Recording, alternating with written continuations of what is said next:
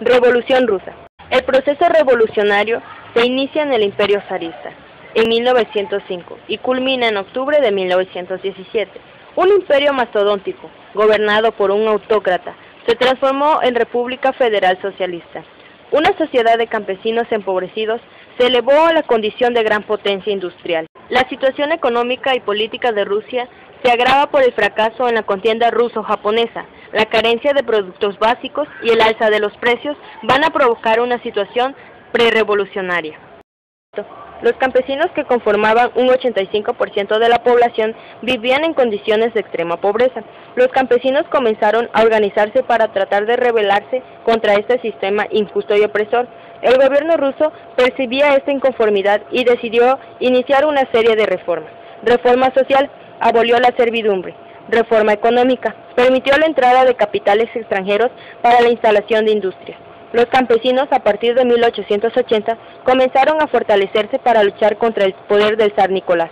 Dentro de las oposiciones habían dos opiniones: los que deseaban un país capitalista con tendencias liberales y una gran mayoría con una política de tipo socialista. En 1905, Rusia pierde la guerra con Japón y el país se encuentra en debilidad política, por lo que la oposición aprovecha para crear una revuelta en San Petersburgo. Domingo Sangriento. En enero de 1905, una manifestación pacífica dirigida por el Pope Gapón se dirige al Palacio de Invierno del Zar en San Petersburgo, donde piden mejoras salariales en las condiciones de trabajo y la convocatoria de una asamblea constituyente.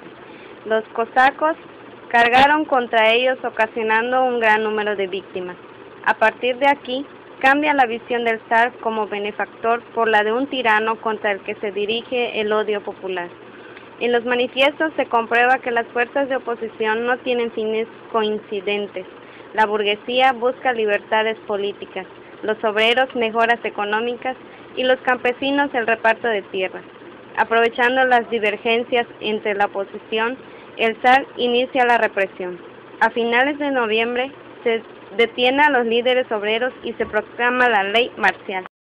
Nicolás II renunció al poder absoluto y aceptó una constitución, comprometiéndose a gobernar juntamente con la Duma, aunque esta era de escasa efectividad, y a garantizar las libertades individuales y la ampliación del derecho a voto.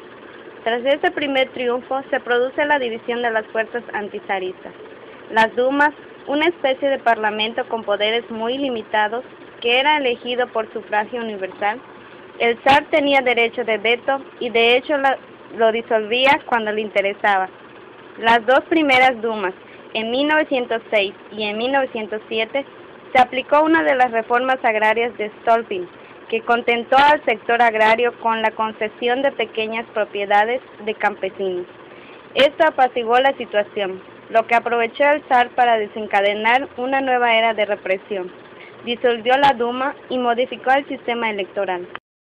Partido Constitucional Demócrata, de tendencia liberal, integrado por terratenientes, médicos, técnicos y miembros de profesiones liberales.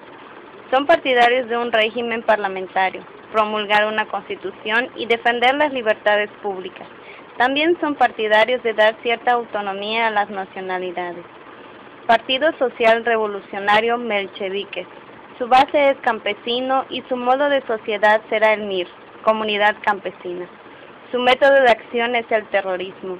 Los mencheviques defienden la necesidad de una fase burguesa anterior a la revolución socialista y la aceptación de la militancia de todo el que acate su programa, dirigidos por Yuri Martov.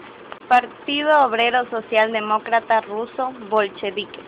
Nace en el Congreso de Minsk de 1898.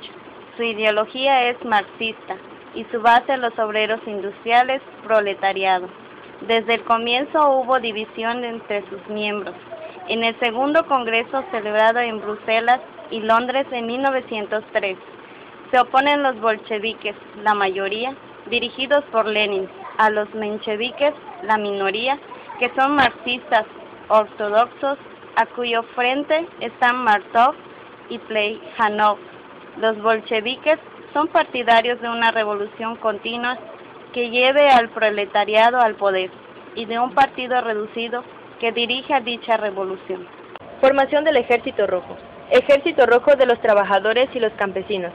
Fue el conjunto de las Fuerzas Armadas de los bolcheviques organizado durante la Guerra Civil de 1918. Tras la Revolución de Octubre, el Ejército Rojo pasó a convertirse en el Ejército Nacional, el más grande y uno de los más poderosos del mundo. El Ejército Rojo contra el Ejército Blanco. El 23 de febrero de 1918, Trotsky fundó el Ejército Rojo.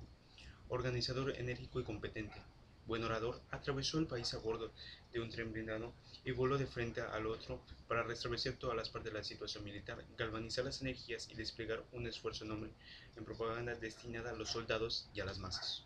Los rojos controlaban solo un territorio del tamaño del antiguo Principado de Moscú, cercado de todas partes. Contaba con una ventaja de superior disciplina, organización y su posición central en forma de bloque cohesionado de disponer a ambas capitales y de las mejores carreteras y vías de ferrocarril. Los blancos principalmente no tenían nada que ofrecer a la población, salvo, de vuelta al antiguo régimen unánime del Estado, la restitución de las tierras a los antiguos propietarios, la negativa de la concesión de las minorías nacionales y los programas antisemitas responsables de cerca de 150.000 muertos. Las masas finalmente dejaron de ganar a los bolcheviques, aunque los golpes violentos tampoco faltaron entre ellas y estos últimos. Tanto el Ejército Rojo como los ejércitos blancos sufrieron acciones de guerrilla campesinas, llamado el Ejército Verde.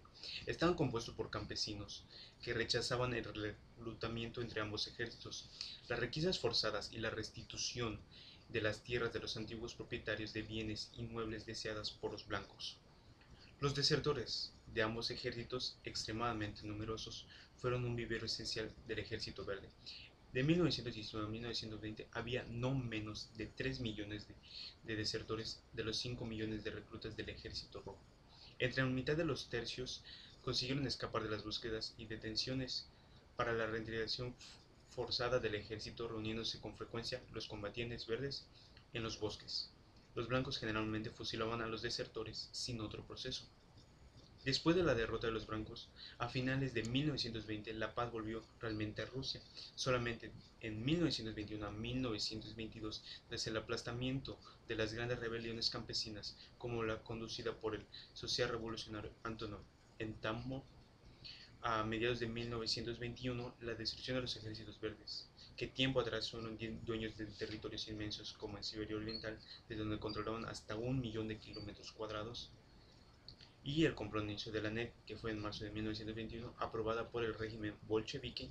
Los soviets se rebelan tomando el Palacio de Invierno, asumiendo de este momento todo el poder, y se formó el Consejo de Comisarios del Pueblo, dirigidos por Lenin, y comenzaron a dar respuesta a la gente que tan miserable vivía. Por decreto se puso en manos de campesinos la tierra de los terratenientes.